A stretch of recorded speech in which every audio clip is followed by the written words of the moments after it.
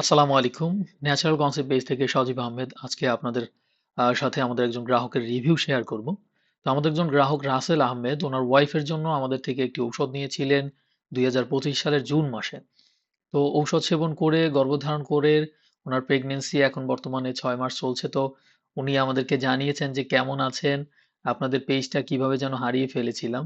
আপনাদের কাছ থেকে মেডিসিন নিয়েছিলাম। আমার ওয়াইফের বর্তমানে প্রায় 6 মাসের প্রেগন্যান্সি চলছে। তো উনি আসলে আমাদের পেজটি হয়তো হারিয়ে ফেলেছিল। তো আমরা শবে বরাতের পোস্ট করার পরে উনি ওই পোস্টটা দেখে এরপরে এসে আমাদেরকে জানিয়েছেন। তো আমরা অত্যন্ত আনন্দিত যে উনি আমাদেরকে জানিয়েছেন উনার ওয়াইফ গর্ভধারণ করেছেন। তো উনার আসলে উনার ওয়াইফের গর্ভধারণ সম্পর্কে জানি যে কি, কি প্রবলেম নিয়ে উনার ওয়াইফ গর্ভধারণ করেছিলেন এবং আ কতদিন যাবৎ চেষ্টা করেছিলেন।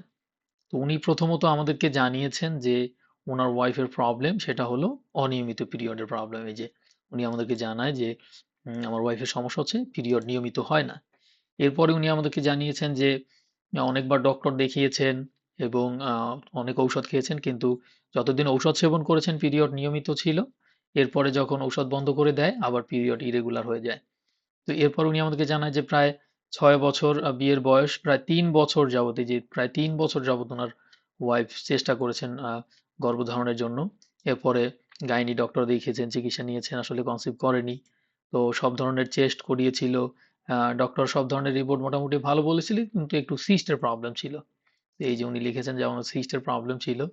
তো আলহামদুলিল্লাহ এ ধরনের সমস্যা নিয়েই কিন্তু আমাদের ঔষধ পরবর্তীতে উনি সেবন করেন এবং সে কিন্তু আমাদের ঔষধ সেবন করে আল্লাহর রহমতে ৩ মাসেই গর্ভধারণ করেছেন। তো যেটা আমাদেরকে জানিয়েছেন এবং উনার ওয়াইফের যে আ চেষ্টা করেছিলেন পাশাপাশি কিন্তু ডক্টরি ইনজেকশনও নিয়েছিলেন। উনি যেখানে আমি দেখাচ্ছি প্রায় ৩ মাস যাবত টানা ইনজেকশন নিয়েছে। এই যে আমার ওয়াইফকে বারবার ডক্টর দেখিয়ে বিভিন্ন মেডিসিন খাওয়ার পর কনসিভ করছে না।